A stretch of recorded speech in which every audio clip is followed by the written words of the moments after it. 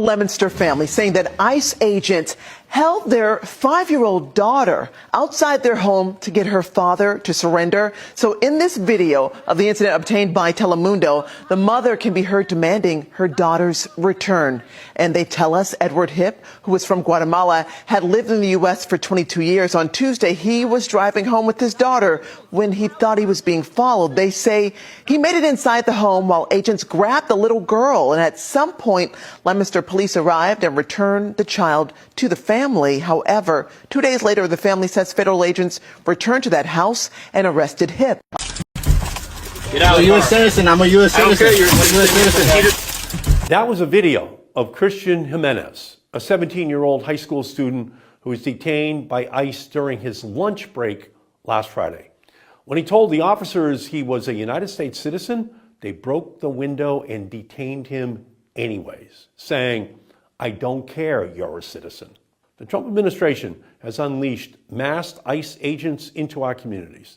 They are violently abducting our friends and our neighbors, young people who have committed no crime. Saw it again last week when a Babson college student named Amy was surrounded, handcuffed, and deported on her way home to visit her parents in Texas.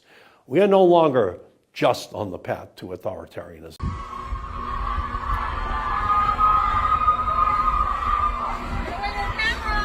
I'm outside. I'm outside. It doesn't say out here.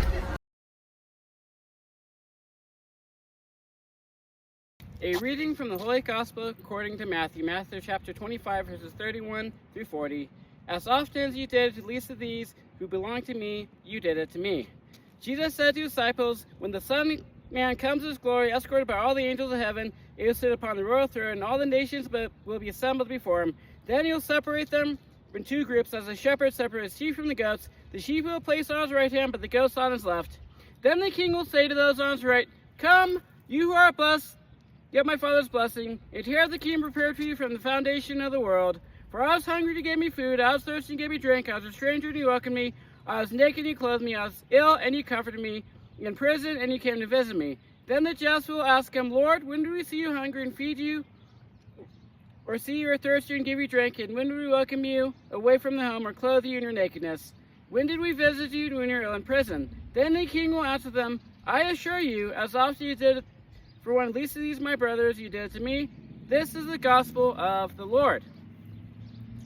And in Matthew chapter 25, verses 31 through 46, Jesus himself states, what you do to others, you do so unto God himself.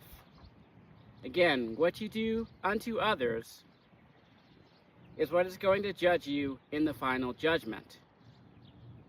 And with everything that's happening right now here in the United States, especially with black teenagers being lynched, with children being abused, separated from their families, and of course being sexually assaulted, if not raped, in ICE detention facilities.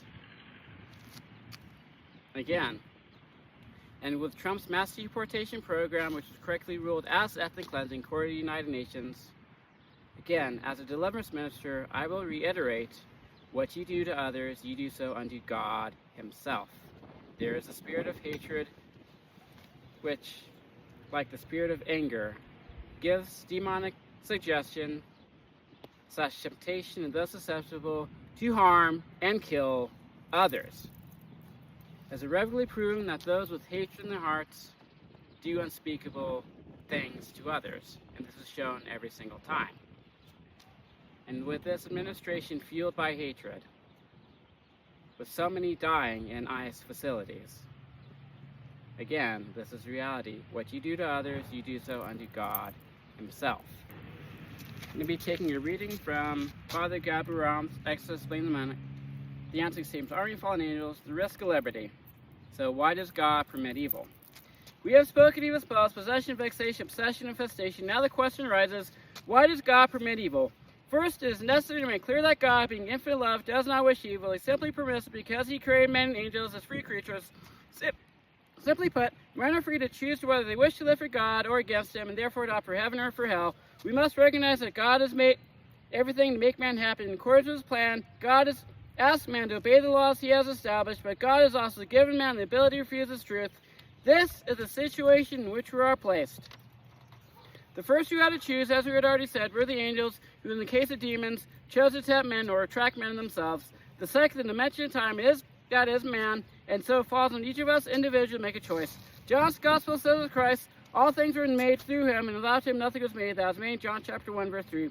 Could God has given creation a greater goal than himself, the ability, a possibility, and joy, the vision of the cause for eternal joy? We in fact live for him, and there could be no more marvelous goal. Therefore, the rebellion of angels, excessive disobedience of man, tells us that evil is a concrete possibility and that God has permitted in order to make us free. And here we are before a great mystery, that creatures freely choose evil rather than good. This is a great risk that God has taken with creatures, angels, and man. He has taken it for a simple reason, because without free will, that is without the possibility of choosing between good and bad, we would be robots and not totally free creatures. Liberty, infinite in God, is a sign of our greatness and our sonship in Jesus Christ. Without it, we can all call ourselves but only slaves. God has given us everything. We must recognize only him, adore only him, guide by only him, because inevitably, if we do not give to God, we necessarily give to idols. He who is not with me is against me. Jesus says, Matthew chapter 12, verse 30. Half measures do not exist. Either we have Christ or we are Satan. At times let's go halfway. Serving Christ part way with us is not possible. The devious method that the devil uses Adam and Eve works with us.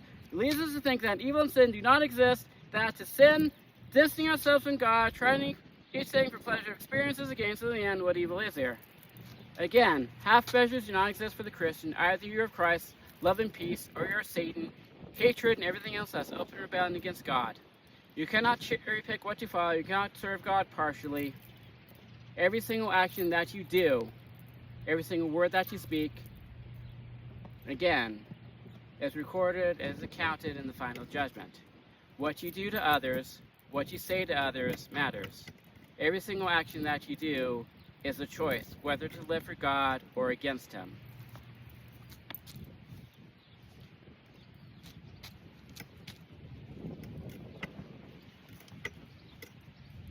At times, in order to counsel my clients who have been tried by long years of possession, I remind them that if they have found faith to begin a true Christian life, it is because they have began a hard struggle against the evil that they are suffering. As a result, the devil is already defeated. At the start, it is true that God permits evil, but there is another truth that accompanies it without our knowing. God also puts a limit to evil, limiting action of Satan against man. We have a very example of the book of Job. Satan obtains permission to vex Job, but God forbids him to touch Job. Behold, all that he has is in your power. Only put on himself, do not put forth the hand. Job chapter 1, verse 2, verse 12. God always has the last word. Again, God permits evil, but again, God also limits the action of Satan against us humans. God always has the last word. So again, you have a choice, either live for or against God by your actions. Everything that is not love and peace is of Satan. This is a fact.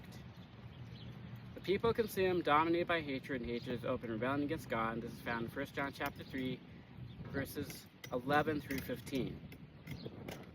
Those who are hatred are consumed by darkness. They do not have God's Holy Spirit. They are not saved. They are the ruler of this world, and they are under demonic influence, if not outright possession, by that type of demon. Again, protect the victims of hatred and wrong. Safeguard human life. Not only be an advocate for change, but actively put yourself in front of all these victims of this wicked and abominable administration that is open rebellion against God. Again, as a priest, as a deliverance minister, I stand with the Catholic Church against the Trump administration. I urge you to do the same. Protect the victims of hatred and wrong, especially the children that are being abused in ICE detention facilities, and the people outright being murdered and lynched, especially out here in the United States, as is the case the past number of weeks. So again, Camino Don Dios, God bless you, God go with you. May the peace of God be with you, always. And the fact you are loved unconditionally. Matthew 25 says, whatever you do to the vulnerable, you do to God. Christians need to look at ICE right now. Kids are being ripped from families and abused in detention centers under Trump policies the UN called ethnic cleansing. We need to file UN human rights complaints today. This crimmigration system has deep roots.